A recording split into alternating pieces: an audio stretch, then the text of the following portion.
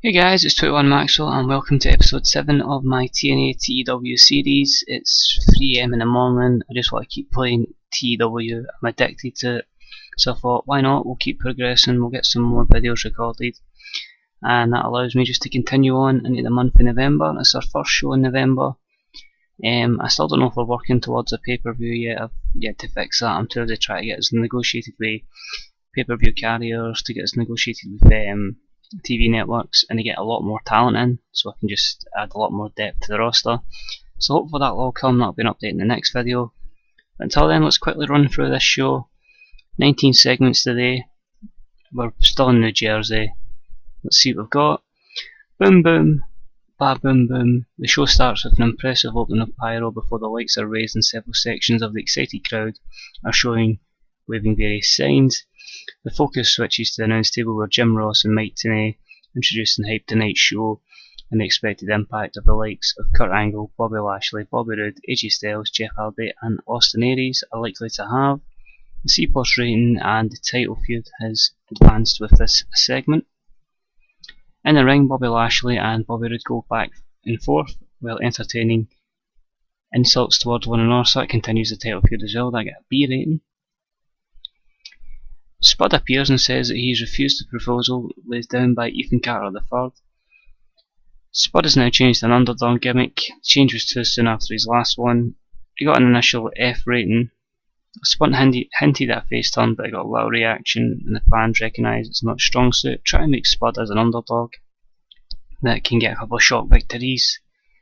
Not looking good so far, but we'll work with that and we'll complete the turn and see how Spud does as a face. The turn went pretty well, so that's good. We'll see how that works out for Rockstar Spud. In a match that had some good action, but not much in the way of heat, Spud defeated Ethan Carter III by the Spud Salt in 6 minutes 39, a C-. That's really good as well, so hopefully then we'll get a wee feud between Ethan Carter III and Rockstar Spud, pushing Spud then eventually towards the X Division title. The match is over and Spud is celebrating. Ethan Carter looks angry and jumps him from behind, throwing a series of wild overhead shots. Spud fights off the attack though and returns the favour, forcing EC3 to rethink the attack.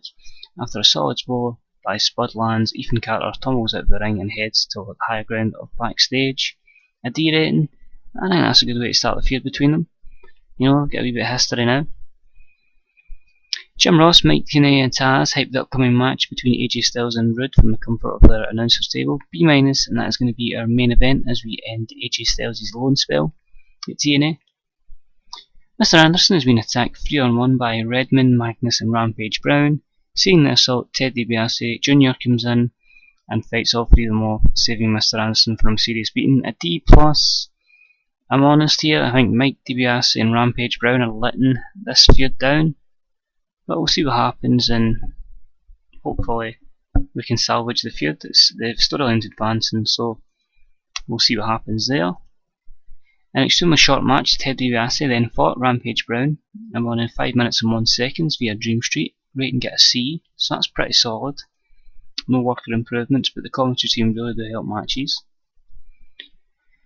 Hawkins and Angelina Love head to the ring where they have a large double bed. It's been set up from during the previous segment. After cutting a brief promo, the pair strip down to their underwear and climb into bed so that the celebration can take place underneath the covers. Before things get too hot and heavy, Samoa Joe runs out and starts brawling with Hawkins, while Angelina Love cowers in the bed.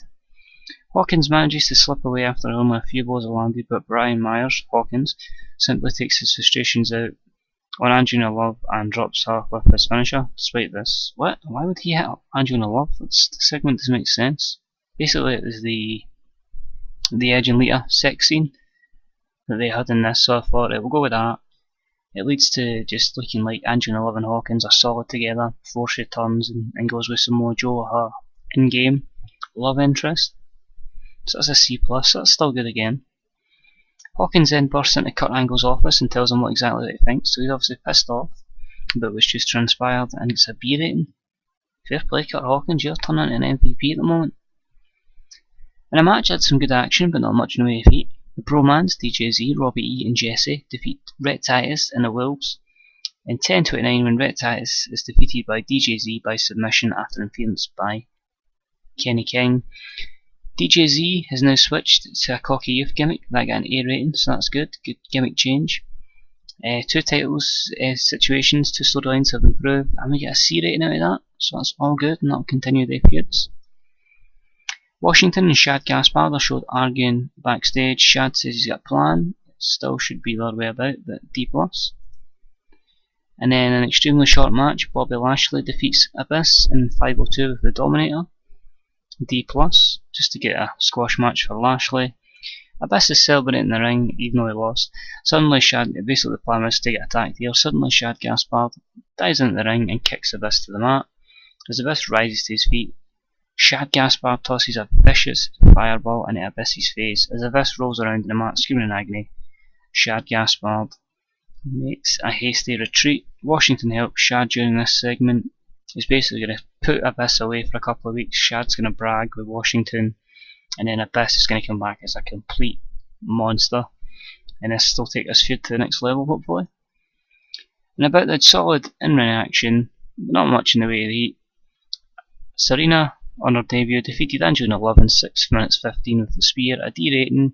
Serena debuts her underdog gimmick, getting an A rating. That's what we're going to use her as, just to bulk up the Knockouts division, and the commentary team helped that one. And then the bell is barely sounded. Beth and Velvet Sky are then just... It really should be the other way about. It should be, the two of them are raging anyway, and it ends up with Angelina Love and Gail Kim tearing them apart, basically to keep this fatal 4-way going. So apparently they've got a cat fight and the other two separate it, so you can keep the Ultimate Knockout storyline going. A C rating's good for the rating. That's not too bad. Then, when you have a lot of people that you just have nothing for, you book them all in a tag match. So I got the Enigma versus Drinker storyline, which is Jeff Hardy, James Storm's progressed. The UK USA stories advanced for this, and we get a good rating out of it.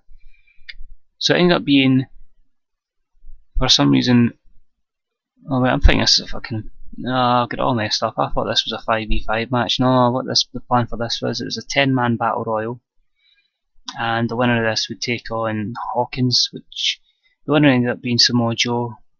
He wins the Battle Royal in 9:47. Final 4 were James Storm, Kenny King, Jeff Hardy. James Storm was eliminated last, and Joe got the most eliminations. Makes Joe look really strong, and we get that Hawkins versus Samoa Joe rematch. We're just to give these people a chance on the card. You don't usually get Billy Ray, he's in the card. John Hennigan's never in the card. Manic as well, so it gives them all an opportunity, and I get a solid rating out of these folk as well. Then Jim Ross and Mike Tenay hyped the match between AJ Styles and Bobby Roode again, just to really get it over and show how much this AJ Styles appearance is going to mean to TNA. I get a C+.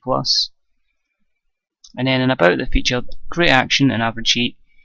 Bobby Roode defeats AJ Styles in 15:28 via the Roode Bomb, followed by a botched interference by Bobby Lashley. Great chemistry, and it showed in the position. It continues the storyline for the title feud, and it got us a B rating. So, overall, a B-, my best ever show, and the show increased our popularity in 28 regions, so I'm absolutely delighted with that show. Can't believe I messed up the Battle Royal, thinking that was a 5v5, but no, it was a Battle Royal, and it means next week in Impact, or maybe at the next pay-per-view, down the line's definitely going to be a rematch between Joe and Hawkins. So our popularity increased. Let's see what happens after we get by the loading screen with Sunny. And hoping we get some good news regarding negotiations for contracts for pay-per-view carriers, for TV contracts, and for a lot of the new signings we're looking to bring in. There's at least, as I said in the last video, 5 to 10 people we're looking to bring in. There's emails to be read. We'll quickly read you out what we got for a rating. AJ Styles is gone, it's just let me know that. ICW2 have accepted your proposal for a working agreement. That's ideal, I can get the ICW folk in. Sinclair reject bid for negotiations, which you can't see. Bobby Lashley's needing a break, and we get a 2. Holy fuck! Oh my god! You can't see this because it's not up. I'm gonna see if it'll not work. It does not let me pop up the user menu for email. But in the last show I got a 1.77 rating, Impact Wrestling draws us 2.79, so we increased by 1.02 on our rating. Holy shit, that's massive. And hopefully that could be the start of something good. But anyway guys, that is it for now. As I say, hopefully as we get into week 2 of November we'll have some new signings for next week's show. We'll hopefully have that Hawkins Joe rematch. And until then guys, it was 21 Maxwell. I'm now going to go to sleep since it's 3 AM in the morning. And I'll speak to you again real soon guys. Bye bye.